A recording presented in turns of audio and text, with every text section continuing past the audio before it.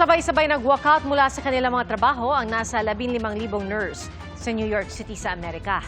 Ikinasa ang strike matapos magkaroon ng deadlock o di pagkakasunduan sa gitna ng mga negosasyon kasamang pamunuan ng mga ospital.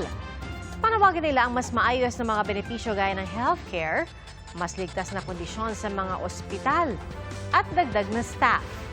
Kasama sa mga nagpoprotesta ang mahigit 1,000 Pilipinong nurse. Dumalo rin si New York City Mayor Zoran Mamdani. Nanawagan siya na ibalik ang mga negosasyon.